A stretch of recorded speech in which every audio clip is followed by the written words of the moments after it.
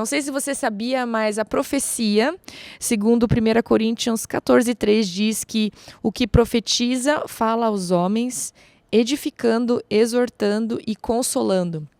Então, essa é a base de toda a profecia, né? Nós temos a diferença entre ministério profético e o dom da profecia. O dom da profecia é dado pelo Espírito Santo e está disponível a todos. Já o ministério profético é distribuído conforme é o ministério de Cristo e ele é mais específico, né? Ele fala sobre aquilo que você é, não aquilo que você faz. Então, você faz profecia, mas você pode ser ou não um profeta. Então, a profecia, na verdade, está disponível para mim e para você. E quem não gostaria de ter uma casa cheia de edificação, uma casa cheia de consolo e uma casa cheia de exortação? E exortação, diferentemente do que talvez você aprendeu, é levantar as pessoas, ou seja, palavras que levantam, palavras que edificam e palavras que consolam. Eu diria que talvez aquilo que nós muitas vezes sentimos falta nos lugares onde nós vamos e não percebemos é justamente esse dom de profecia em ação, ou seja, talvez você achou que você era uma pessoa muito positiva e que as pessoas gostavam de você porque você tem uma visão positiva. Será que não é o dom de profecia que está ativado em você, que está sendo ativo, está sendo constante no seu dia a dia e você não sabia? Olha só que interessante, né? Então, eu percebo que a profecia, ela é esse, como é que eu posso dizer, esse óleo no motor, né? O motor, às vezes, ele trabalha muito bem, mas se você falta o óleo, tudo é mais pesado, é mais quente, é mais duro, é mais brusco. E o dom da profecia, ele vem para trazer esse óleo, esse fluir das coisas que você precisa fazer no dia a dia, e não é só no ambiente da igreja, né? É no ambiente do seu trabalho, é no ambiente familiar, em qualquer ambiente você consegue trazer esse óleo que lubrifica as relações, que lubrifica os pensamentos, porque a Bíblia nos encoraja a ter pensamentos do alto, pensamentos de paz e não de mal, e eu acredito que quando você tem uma missão de levantar as pessoas, edificar elas e consolar, com certeza tudo que é bom, tudo que é puro, tudo que é justo está nos teus pensamentos.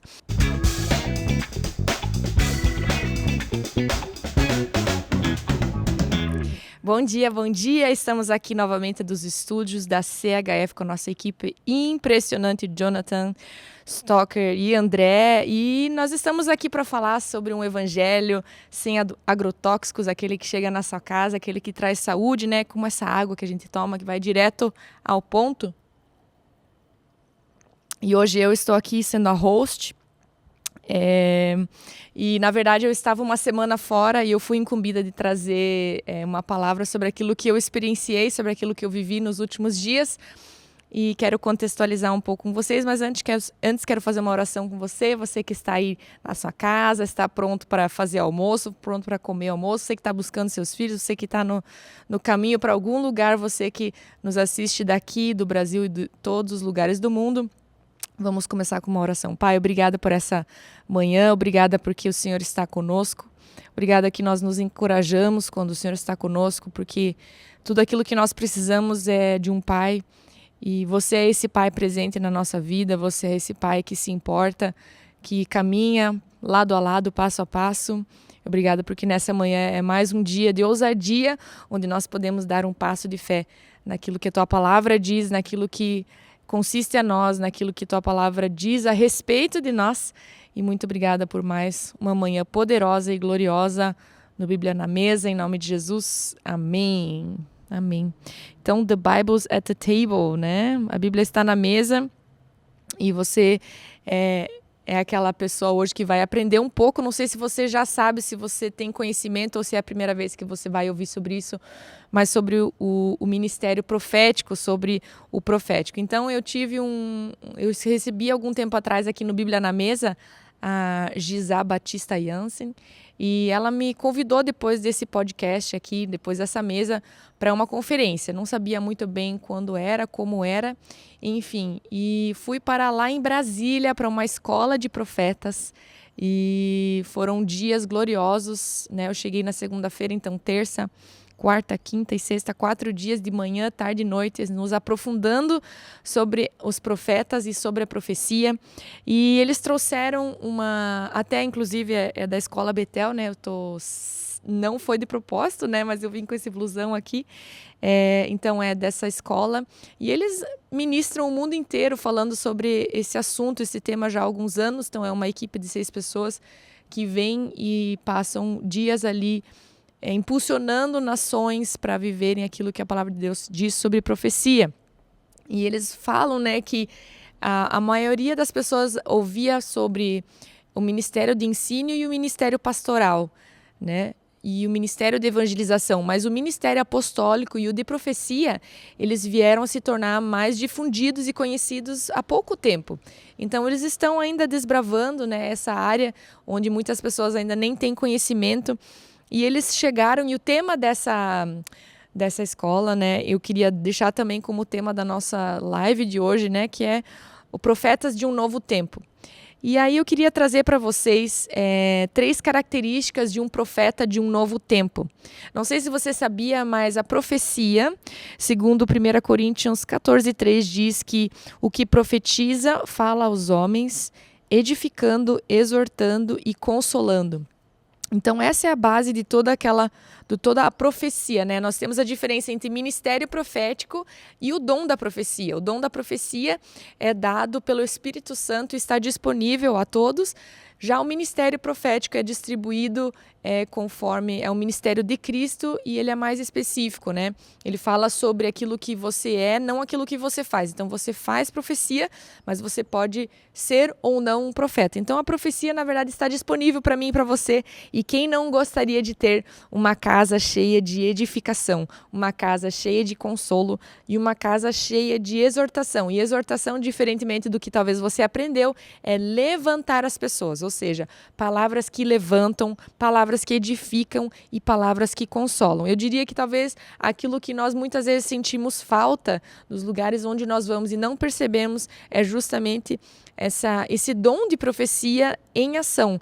Ou seja, talvez você achou que você era uma pessoa muito positiva e que as pessoas gostavam de você porque você tem uma visão positiva. Será que não é o dom de profecia que está ativado em você, que está sendo ativo, está sendo constante no seu dia a dia e você não sabia? Olha só que interessante, né?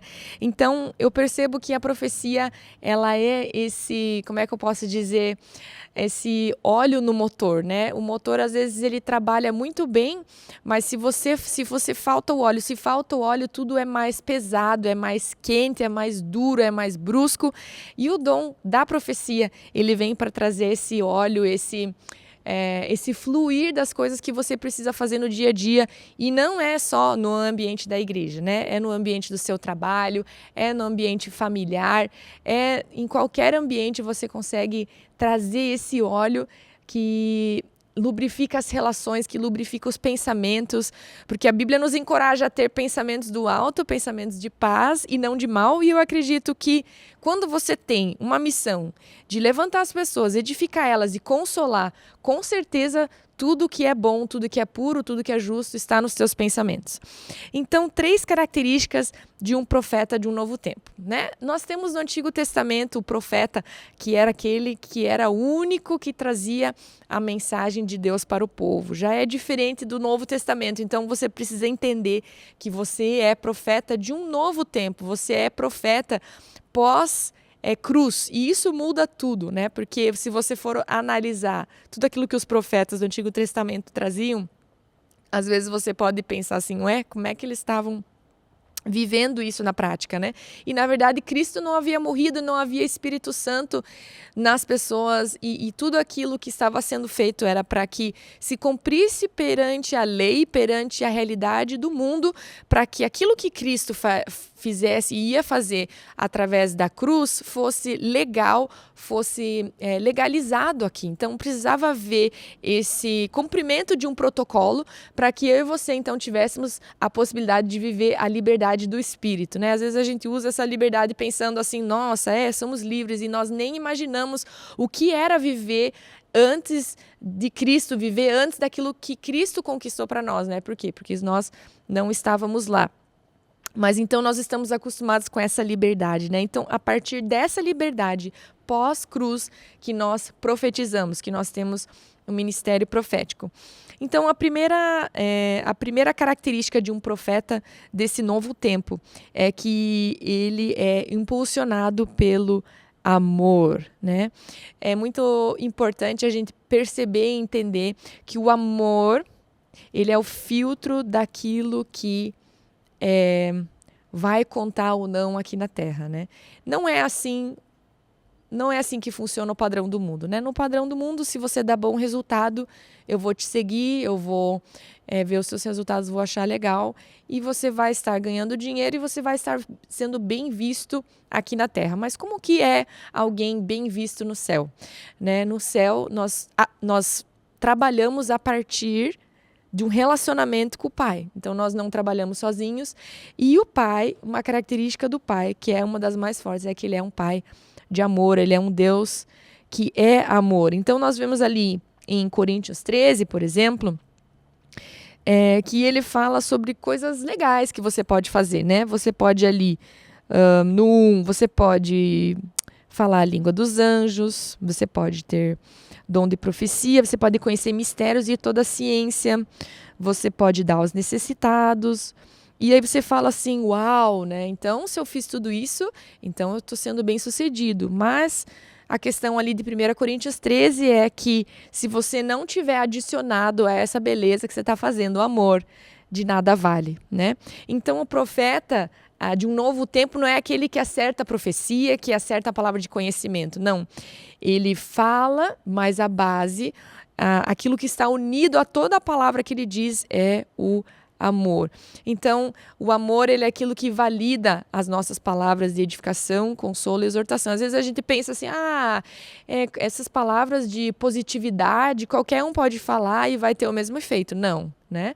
Nós somos aqueles que têm a plataforma do amor, e a Bíblia fala, né, que apenas aquele que vem através de Cristo consegue acessar esse Deus que é o amor, né? Ninguém vem ao Pai a não ser por Cristo Jesus, né? Então, esse Pai de amor, ele é acessado através de alguém, e esse alguém é o próprio Filho, é Cristo.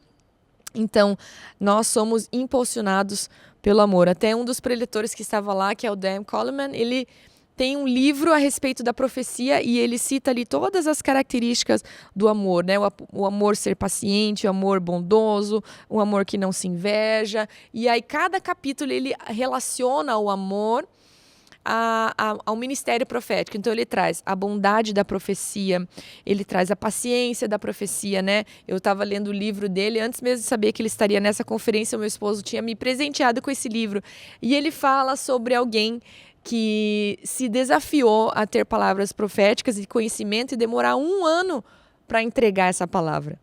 Ou seja, quanto tempo a gente pode esperar nessa paciência de você entregar uma palavra de profecia, de encorajamento, às vezes não é para aquele momento. E tudo isso que acontece dentro do ministério profético é constantemente uma parceria com Deus e com o Espírito Santo. Então, além a parte de Deus, a parte do Espírito Santo, a parte de Cristo, nós não conseguimos ter um ministério profético bem sucedido, mesmo que você acerte todas as palavras. Eu acredito que isso é muito daquilo que você talvez conheceu do ministério profético, que te decepcionou. Né? Por quê? Porque eles estavam profetizando a partir de um velho tempo, e o que eles traziam? Eles não traziam edificação, consolo, exortação, que era levantar, eles traziam condenação. Né? E Cristo, justamente, que poderia fazer isso, que era condenar, ele diz que Cristo ele veio para salvar o mundo e não condenar. Então, quem somos nós para fazermos parceria com um pensamento antigo, né, que é pré-cruz? Então, você que é um profeta de um novo tempo, você é impulsionado pelo amor. A segunda questão de um profeta de um novo tempo, eu vou abrir aqui para você, se você quiser abrir comigo, é 2 Coríntios 5:16. E eles compartilharam, né, eram 6 pessoas falando, né, e compartilharam a respeito de qual ponto de vista você profetiza. Então, você já sabe que você é impulsionado pelo amor, a sua plataforma é o amor. E aí, o ponto de vista, né? Então, ele cita ali 2 Coríntios 5:16, que diz assim que nós daqui por diante, ou seja, a partir desse conhecimento, desse entendimento, a ninguém conhecemos segundo a carne. E se antes conhecemos Cristo segundo a carne, já agora não o conhecemos desse modo. E se alguém está em Cristo, nova criatura é, as coisas passadas, antigas passaram, eis que se fizeram novas. Então ele fala sobre um ponto de vista que não é mais segundo a carne. O que seria esse ponto de vista segundo a carne? Segundo aquilo que você vê, segundo aquilo que... você não precisa de uma palavra de profecia para você enxergar algumas coisas, né? Por quê? Porque o olho humano, ele já bate o olho e você fala, algumas pessoas falam assim, já li a pessoa, né? Já sei como ela é, já sei como ela se comporta, já sei. E, na verdade, nós não fomos chamados a ter esse ponto de vista. Aline, que ponto de vista, então, nós somos chamados a praticar? É o ponto de vista a partir do céu. Então, existem 3 maneiras de você enxergar o próximo e trazer uma palavra profética, trazer uma palavra divina para ela. A primeira é você ter um olhar meramente terreno, meramente humano, ou seja, a partir dos seus olhos, que é o que eu estava comentando aqui. Interessante que 2 Coríntios fala que a gente consegue fazer isso até com Cristo Jesus, né? Nós conseguimos olhar para Cristo, que é o Filho de Deus encarnado, vivo entre nós, e discernir ele através da carne.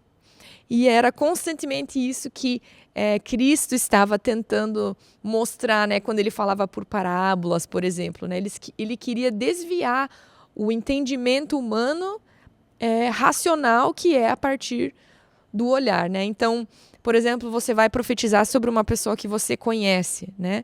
Rapidamente você já tem alguns preconceitos, algumas histórias na sua cabeça. E se você usar esse fundamento para você profetizar sobre alguém, provavelmente você vai estar profetizando a partir dos olhos, né? Eles até falam assim, né? Se você tá bravo com a pessoa, se você tá de cara com ela, não vai lá e profetiza, né? Talvez não é um bom tempo para você usar da profecia, dessa declaração como uma indireta, né? Como aquele pastor que chega no púlpito e começa a profetizar dando umas indiretas, sendo que ele sabe tudo o que está acontecendo no background, no background. Então, isso não é a forma como o Espírito Santo se move, né? Ele não se move a partir daquilo que se vê. Isso a gente vê em diversas partes da Bíblia, né? Tanto que Davi, por exemplo, quando ele foi escolhido para ser ungido rei, ele nem tinha sido chamado. Por quê? Porque o homem, ele olha o externo, né? Esse é o resumo daquela parte que Deus compartilha com Samuel, mas Deus vê o coração. Né? Então, como é que você vai profetizar a partir do coração? Né? Se eu te perguntar assim agora, como é que você sabe como está o coração de fulano de tal? É só pelo Espírito Santo, não é uma capacidade inerente do homem, é algo que precisa ser revelado. Né? Então, nós não somos aqueles que profetizam de um ponto de vista humano do céu, humano da terra, né? Segundo ponto de vista que talvez você já experimentou, já ouviu, talvez foi até vítima desse ponto de vista, é o ponto de vista do segundo céu. Ou seja, nós temos o primeiro céu, que é esse natural dos olhos, mas nós temos o segundo céu. E o segundo céu profetiza a partir daquilo que Satanás está fazendo e dizendo. E mais uma vez, né, muitas vezes não precisa nem ser cristão para entender isso, né? Quando você se torna a par do mundo espiritual e você começa a dizer tudo que Satanás está fazendo sobre a terra. Tá vendo ali, ó? Deus está mandando juízo sobre aquela nação porque eles adoraram outros deuses e é isso mesmo. E aí você pensa assim, beleza, e onde que está a esperança, onde que está a edificação e o consolo? E talvez justamente isso era que entristeceu Jonas daquela forma, quando ele entrega uma mensagem para um povo e o povo se arrepende e depois ele fica bravo com Deus. Fala, como assim, Deus? Eu trouxe uma mensagem dura de destruição, agora você tem misericórdia deles. Né? E quando a gente profetiza e traz uma mensagem a partir do segundo céu, a partir daquilo que o Satanás está fazendo, e o diabo, e as trevas, e os demônios, a gente está também profetizando a partir de um ponto de vista que não faz parte de um novo tempo de profetas. Né? E um novo tempo de profetas precisa de um ponto de vista do terceiro céu. Então, nós temos o primeiro céu, que é o terreno, nós temos o segundo céu, que é você profetizar aquilo que Satanás está fazendo. E nós temos o terceiro céu. E o terceiro céu é o que Deus está dizendo ao povo, qual que é o ponto de vista de Deus. Então a diferença seria, ao invés de eu estar dizendo que Deus está trazendo juízo sobre uma nação, eu declaro e profetizo segurança para aquelas pessoas que têm entendimento, eu declaro um novo tempo. Então, a partir daquilo que até Satanás você enxerga a partir do segundo céu, mas você traz a realidade do terceiro céu, que é aquilo que faz toda a diferença, que é aquilo que traz verdadeiramente a esperança, né? Então, eles trouxeram ali diversos pontos e como nós podemos entender que nós sim estamos trazendo uma perspectiva divina. Então, por exemplo, né, do meu lado teve um momento ali naquele lugar que o preletor perguntou: quem aqui já foi vítima de uma palavra profética desse antigo tempo, né, antes da cruz? E muitas pessoas levantaram. Então eles quebraram essas palavras, oraram, e eu perguntei para a pessoa, né, do meu lado, qual foi essa palavra que ela recebeu? E ele falou assim para mim: Aline, quando eu estava mudando de igreja, meu pastor, ele olhou para mim e falou assim: se você sair daqui, tudo que você fizer, tudo que você se envolver não vai prosperar. Você não vai prosperar em nada porque você precisa ficar aqui e é isso que Deus está me dizendo. Então, ali você já consegue perceber essa dinâmica das perspectivas, né? O pai, ele não traz de nenhuma forma esse tipo de palavra para alguém, né? E se fosse assim, nós estamos, na verdade, falando mais sobre uma fala para escravos do que para filhos, né? Então, filhos não são assim. Filhos de Deus, eles têm a liberdade, inclusive, de errar, né? E, inclusive, Deus, ele consegue, é o único que consegue converter todos os nossos erros em bênção, se sim a gente ama a Deus acima de todas as coisas. Então, tudo no reino de Deus, inclusive os nossos erros, eles conseguem ser ressignificados e trazer a glória de Deus. Então, esse tipo de discurso nós precisamos evitar e sim trazer essa realidade do céu. Ah, então, Aline, quer dizer que eu sou só positivista, quer dizer que eu não vejo nada de errado. Daí eles trouxeram algo que eu queria dizer para vocês que eu achei muito interessante. Que eles falaram que o ministério profético, ele não serve para correção. E eles trouxeram essa característica, que é um ponto de vista deles, mas que eu acho muito interessante, que a correção, ela tem o lugar certo, mas ela não está na profecia. Ela está na palavra escrita e pregada e no discipulado. Ou seja, tem muitas coisas, e isso eles trouxeram atenção, eles falavam, tem muitas pessoas usando a palavra profética, algo que eles poderiam consertar e compartilhar na mesa de forma relacional, ou seja, caminhando com as pessoas, né? E não usando da palavra profética como aquele, ai, que preguiça de andar com aquela pessoa, que preguiça de ensinar, que preguiça de pregar a palavra, vou aqui dar uma palavra profética, eu me livro logo, né? Tiro o meu peso na consciência, mando eles tudo pro inferno e aí eu tô bem, né? Não é essa perspectiva. A perspectiva do profético é que o profético também tem uma comunidade profética, né? Não seja só você e o resto que precisa só ouvir você. Não, é uma comunidade de pessoas que escutam a Deus e que fortalecem uns aos outros a partir da palavra profética. Então, profetas de um novo tempo, eles impulsionam pelo amor, eles têm um ponto de vista do terceiro céu, e o terceiro ponto é que eles estão fundamentados e baseados no ministério da reconciliação. Estamos de novo em 2 Coríntios 5, ao invés do 16, você pula ali para o 18. E aí ele diz ali, né? Ora, tudo provém de Deus, que nos reconciliou consigo por meio de Cristo e nos deu o ministério da reconciliação. Eu não sei você, mas quando eu penso numa palavra reconciliação, para mim sai todo o peso. Até se você tem esse ministério de profeta, né, sobre a sua vida, se você tem o dom da profecia, sai o peso. Por quê? Porque o seu ministério é de reconciliação, ou seja, de reconectar, né? Ali no original, ele fala sobre troca de valores, restauração, uma situação favorável, restauração da graça de Deus aos pecadores. que se arrependem e colocam sua confiança na morte expiatória de Cristo. Esse ministério da reconciliação, ele traz uma perspectiva, eu diria, até uma vez já tive a oportunidade de ministrar isso lá em Florianópolis, para todos os ministérios. Não é só sobre o ministério profético, mas é também sobre o ministério pastoral, ministério evangelístico, de ensino, ou seja, o seu foco, o seu funil da sua mensagem é trazer reconciliação. E reconciliação é algo que me faz sorrir, é algo que me faz pensar em esperança, pensar em futuro. E eu acredito que inclusive quando você traz, né, você quer compartilhar do amor de Deus para alguém. Muitas pessoas focam no inferno, né, sendo que o próprio ministério de Jesus não era enfocado em inferno. Não sei quantas vezes você consegue ver ele falando isso com as pessoas quando ele abordava elas. Se você me disser quantas vezes, você me conta, porque o ministério de Cristo, ele era tão poderoso justamente porque ele era aquele que poderia condenar, né? Ele tinha, sim, autoridade para condenar.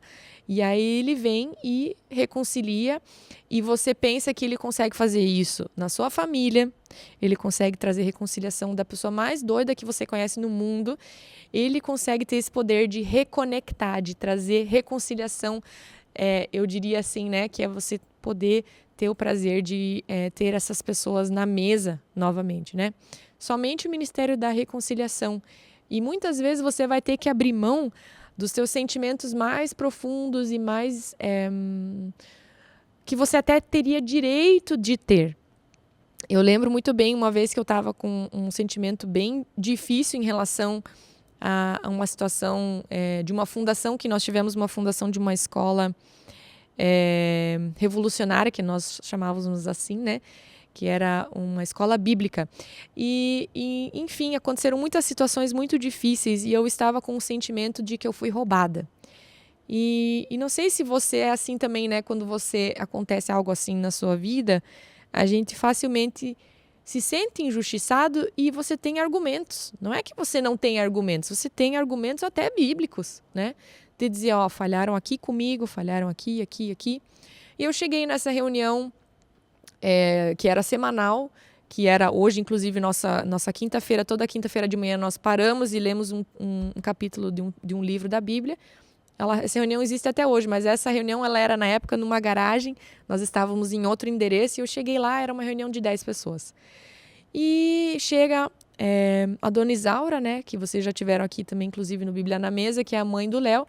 Ela diz, Aline, tive um sonho com você e você estava numa loja e era uma loja de jeans. E você falava assim pra mim, eu fui roubada, eu fui roubada, eu fui roubada. E eu olhava pra tua loja de jeans e eu olhava, tava tudo no lugar, tava tudo certo. E você falava assim, eu fui roubada, eu fui roubada. Naquela hora eu falei, fechei os olhos de dentro e falei, não é possível, Deus. Não é possível que nessa situação onde é tão claro que eu fui roubada, né? Você está dizendo que eu não fui roubada. E naquela hora eu tive que calar os meus sentimentos, os meus pensamentos que estavam gritando, né? Não sei se você já teve isso, né? Quando você tem sentimentos que gritam, né? Parece que é só aquilo que está o dia inteiro na sua cabeça. E eu falei, Deus, se não é assim que você se sente em relação ao que eu estou vivendo, eu abro mão dos meus sentimentos, eu abro mão do que eu estou sentindo, eu abro mão do meu senso e eu vou adotar a sua perspectiva em relação à situação. Foi a única forma que eu pensei conseguir me livrar de um sentimento tão pesado, tão profundo e tão sério, né? Era realmente sério, porque envolvia pessoas que eu amo. Não sei se para você também é assim, né? Quando envolve pessoas que você ama, as questões elas sempre são mais profundas e mais difíceis de lidar. Mas o Ministério da Reconciliação, ele é assim. Ele se sobrepõe a tudo aquilo de dor que você consegue imaginar que você viveu com alguém. E quando eu consegui adotar a perspectiva de Deus e pensar assim, não, se Deus é esse todo-poderoso, se Deus é esse maravilhoso conselheiro, né? Ele é top, ele é o top das galáxias, do universo. Se ele consegue ter uma perspectiva sã sobre a situação que eu estou vivendo e ele não enxerga que eu fui roubada, então eu vou dizer para mim mesma, você não foi roubada e deixa Deus fazer. E aí é interessante porque você vê o Ministério da Reconciliação na prática, né? E inclusive uma das pessoas que eu pude encontrar nessa escola de profetas foi uma dessas pessoas que tanto fez parte desse cenário de dor. E eu não sabia que ela estaria lá, não sabia. Ela veio de longe para estar lá. E poder ver o Ministério de Reconciliação na prática e viver esse poder para aqueles que realmente creem, eu quero dizer, você é essa pessoa que crê, você é essa pessoa que recebe essa unção do Ministério da Reconciliação. E aí muda tudo, né? E aí você sabe que você está o tempo inteiro reconectando e você sabe que você não é capaz de fazer tudo, você não é aquele que rega, que planta, que colhe, mas você é talvez aquele que chegou na vida de alguém, onde você está regando para que um dia essa reconciliação aconteça. E a principal reconciliação é essa reconciliação com Deus, esse caminho aberto através do Espírito Santo. Quero declarar, e na verdade quero depois desse tempo agora que eu estou finalizando, ter esse momento também de oração com vocês, empoderando você nessa palavra tão poderosa que é o Ministério da Reconciliação e tudo aquilo que envolve. Então, profetas de um novo tempo, eles impulsionam pelo amor, eles têm um ponto de vista do terceiro céu e eles têm esse ministério que Cristo nos deu, que é o Ministério da Reconciliação.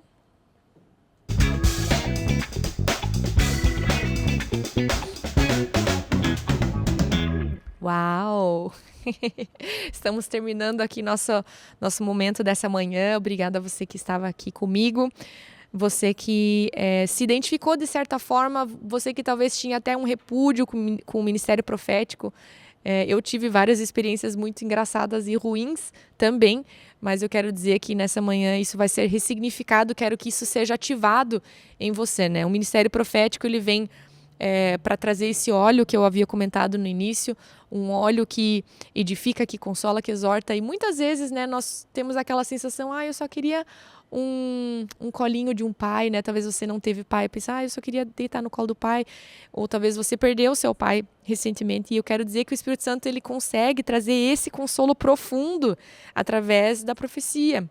E às vezes você é aquela pessoa que resiste a entregar uma palavra profética, uma palavra de profecia com esse dom, mas é porque talvez você nunca teve um momento crucial na sua vida onde uma palavra profética foi aquilo que te salvou, né? Aquilo que foi o salva-vidas, como é que é quando você joga uma boia, né? Você está querendo sair de uma situação e esse é o poder da palavra profética. Então, eu quero incentivar você a abrir sua boca, você usar aquilo que Deus te deu, que são as palavras, e trazer essas palavras de vida, né? Nós, por cultura, chamamos isso de Speak Life. Então, eu queria encorajar você, eu queria trazer essa perspectiva do Ministério da Reconciliação e queria incentivar e orar por você, né? Traga todos os teus relacionamentos quebrados, difíceis, para essa perspectiva e imagine aquilo que Deus pode fazer nos cenários mais difíceis e doidos. Eu já vi milagres, pessoas que eu achava assim, não, esse aqui não vai mudar nunca. E a partir do Ministério da Reconciliação, eu quero dizer para você que aquilo que traz uma pessoa ao arrependimento é a bondade de Deus. A Bíblia fala que é a bondade de Deus que leva as pessoas ao arrependimento. Então você consegue imaginar toda essa tua perspectiva de trazer Jesus para as pessoas através de uma bondade? Sim, não é pensamento positivo, não é ignorar aquilo que está sendo feito de difícil, mas é trazer sim as verdades que estão no terceiro céu. Aí você fala assim, mas no segundo céu essa é a verdade, no primeiro céu essa é a verdade. Sim, mas Deus ele traz uma perspectiva do terceiro céu, né? Que é acima de qualquer outra perspectiva. Então quero orar com você e esperar os testemunhos daquilo que Deus vai fazer a partir de você. Quando você muda, você tem esse shift na sua mente, é uma nova forma de pensar, é uma nova forma de profetizar, é aquilo que Deus tem para você. Pai, obrigada porque nós podemos ter esse ministério de reconciliação e isso tudo a partir da bondade do Senhor. Não é um pensamento positivo, não é algo humano, mas é sim um poder de Deus que é manifesto através dessa parceria que nós temos com você. Obrigada por contar conosco, Pai. E eu declaro agora sobre as situações mais diferentes e doidas e difíceis que as pessoas que estão me ouvindo possam ter tido ou possam estar tendo. Eu quero declarar, Pai, a tua visão, a tua perspectiva sobre essa situação. E eu declaro agora você trocando o seu sentimento. Peça para Deus, peça a perspectiva dele sobre a sua situação difícil. E agora veja que o teu sentimento possa ser diferente do sentimento que o pai está tendo. A perspectiva do pai, ela cura o momento que você está vivendo. E pergunte, pai, qual que é a sua perspectiva? Qual que é o sentimento que o Senhor está tendo sobre a situação?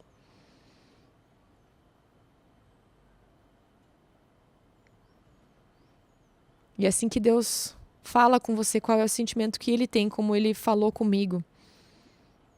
Se é um sentimento que você não foi roubada, um sentimento que você não perdeu, um sentimento que você não é derrotada. Agora troque esse sentimento pela perspectiva do Pai. E assim que você trocar, todos os teus sentimentos, tuas emoções, elas se alinham agora a essa verdade sobre a perspectiva do Pai na sua situação. Permita Ele falar, talvez, sobre uma situação difícil, sobre pensamentos que são tão verdadeiros, talvez, na sua mente, que falam, talvez, sobre a sua identidade. De repente, Deus fala, não, isso são só pensamentos mundanos, mas não são pensamentos que dizem a respeito da sua identidade. Você é quem eu disse que eu sou. Você tem o que eu digo que você tem nas suas mãos. E você pode aquilo que eu digo que você pode. Então, obrigada, Pai. Nós declaramos esse ministério da reconciliação, penetrando todas as nossas formas de pensar, de agir. Obrigada porque nós temos verdadeiramente uma boa notícia, que a boa notícia do Evangelho é poderosa no Senhor. E ela é pura, e ela é... Eu vejo essa mensagem entrando de maneira suave na sua vida. Obrigada, Pai, porque você não é um Pai que é violento, que arromba, que traz perturbação, mas assim o teu Espírito vem com esse consolo, com essa edificação, com esse levantar nos lugares mais difíceis e obscuros, talvez, onde tinha escuridão, agora você está trazendo a luz. Obrigada, Pai, porque nós temos essa identidade firmada no Senhor até os últimos dias das nossas vidas. Nós vamos ser surpreendidos pelo que o Senhor acha de nós. E nós vamos ser surpreendidos pelo que o Senhor faz através de nós. E nós vamos ser surpreendidos pelo ambiente que o Senhor traz através das nossas vidas. Muito obrigada, Pai, porque nós não somos vítimas, nós somos filhos de Deus. E é essa identidade que nós trazemos por onde nós vamos. Em nome de Jesus. Amém. Amém. Obrigada, então, por estar aqui comigo. Obrigada por mais um dia onde você crê, onde você confia e onde você prossegue. Um beijo e até logo.